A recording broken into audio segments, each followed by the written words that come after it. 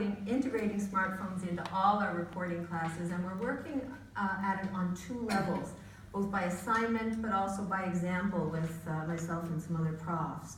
So we start in an introductory reporting course, and with what the prof calls naked mobile. Now, please don't Google that, because it's going to get nasty really fast. But naked mobile for us means no tripods or lights, sometimes even no mics, and that really made me very twitchy, and very, very basic edits.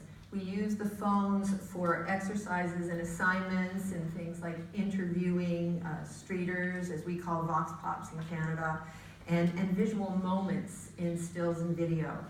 And a little bit of social, but that ramps up over time. After that, in what the calendar still calls intro to broadcast, we add more smartphone tools, other gear, some more basic apps, and some desktop editing. So this coming year, I'm planning to make that intro to broadcast an all smartphone course. So that's a work in progress, and we'll see how it goes. In their final year of undergrad, students do a series of full-time workshop courses. They're in production, producing news in the public space, both on the web and on social, on cable TV in a large chunk of Nova Scotia, the province where our school is set up, and on community radio in Halifax. Now, we don't have a Mojo-only outlet at this point, and we can talk about why, especially for video, because that can complicate matters a bit, but several workshops do involve large mobile components, and we're increasing those as students come up through the program and arrive in each year with stronger skills. So I'm glad to say that faculty and staff are on board with this, but we have had some pushback. And I'm not talking about entrenched legacy journalists, and I'm not just talking about people at my own school, because I've talked to some profs who find the same thing. Most students embrace mobile reporting, but here's how it sometimes goes. I've got some stages here in emojis. The first comes the shrug, and that's the one where people think we know how to operate a phone, and guess what? They don't, especially the camera. What happens with the camera is that, and as you'll see this in the workshops tomorrow, if you don't know this already, I'm sure most of you do, the basics of visual storing aren't hard to grasp, but you have to know what they are, and you have to practice them. And it's easier for newbies coming to this when they're working on something as familiar as a phone. So stage 2, on the heels of the shrug, and that's supposed to be another kind of emoji there, but it didn't quite come out, and that's the but. And that but is the first word in the sentence, but we want real cameras. Some students do find that the larger, more complex and expensive cameras are intimidating, but they still want to use them. And the reasons aren't just ego. They want the challenge and the skill set. They're spending a lot of money, that's perfectly understandable. But many of them aren't aware of the fact that most news outlets, including television stations, are using smartphones now for their reporting. So as we work through these 3 stages, these smileys come out a little bit differently. That's when we get to the oh. And the oh is when they start seeing what their classmates are doing with smartphones, and that the stories actually look pretty good. And sometimes, in some ways, they come out even better than they might have with the fancy cameras. And we're just going to have a look at a story now where 2 of our senior students, Maya and Emma, they set out after the biggest snowstorm of the year with the production television camera.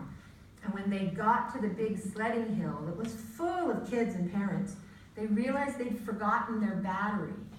So out came the smartphone, and here's what they came back with. I'll talk about it in a second. Don't think no school means sleeping in. These kids have planned a jam-packed day of activities. Tackle.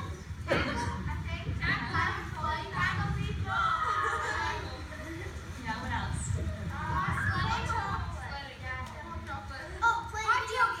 Hot chocolate. Yeah. Uh-huh.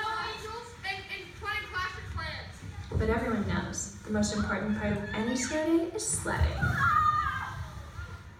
This girl considers herself to be a bit of a toboggan expert. So, this sled is very good to go down because it has like a plastic bottom so it slides down pretty easily. And it's really comfortable too. We gave these boys our iPhone to show us just how fast they really can ride.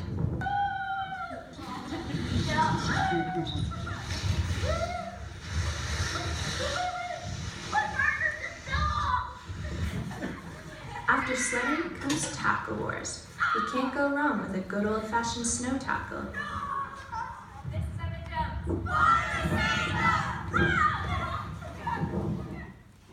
So our main web portal and the TV show are both called The Signal. But you know, that was a piece that came together very differently than it might have otherwise. Apart from the fact that they were keeping the camera steady and not, as we were joking the other day, shooting like Uncle Edwin at the family reunion, you know, which is what you get with a lot of neophyte smartphone shooters. There's decent framing, there's some nice use of nat sound there, but this team thought to get a point of view that they probably couldn't have done with a production camera. They gave the phone to the kids. And both the subjects and the student were so much more natural on camera than they would otherwise have been. And that is a total win-win in our books. So the O phase is not the final stage. There are two other things. And one, again, emoji resolution problem, but one is when students start taking these smartphone skills for granted. The downside of working with smartphones, we keep having to remind them, is that they still have to use them in a professional way. So we have to make sure that we think they understand that Mojo isn't just an easier or faster way of banging out a story. And they still have to plan for things like challenging audio conditions, far off subjects. We give students access to iPods, but we don't have a huge amount of additional hardware for them to work with. So they have to think that through and make it work. And then the other part that we hope and pray for is the choirs of angels, and you saw some of it when Emma gave the phone to the boy. And that's when students start coming up with their own creative ideas in their Mojo practice, which we think is really huge. So I want to talk for just 1 minute about Mojo in classroom practice as a prof. I try to use my phone as much as I can in class. And it's great for teaching visual storytelling because I can demonstrate both principles and workflow in real time. For example, how to build a proper video sequence, different shot sizes, those kinds of things. And we can also review in-class assignments that have been shot on smartphones really quickly because we just unplug one and plug to the next, and it works really well in our slightly old AV system. I've noticed for some time, though, that as Emma did, some pieces to camera are way more relaxed when students are working with smartphones. So that's great for teaching performance skills and reinforcing good on-air habits. So when we go at it this way, I'm teaching by example. I'm using Mojo skills in the process of teaching Mojo skills, and students really respond to that. Whatever they may think about, you know, real cameras, they understand and engage much more quickly with smartphone exercises. And the simplicity of the tech helps them and me focus on the story instead of the technology. We were having a conversation about this the other day. The apps are great, the things that you can do with phones are great, but you are able to focus more on the story when you're working with a smartphone.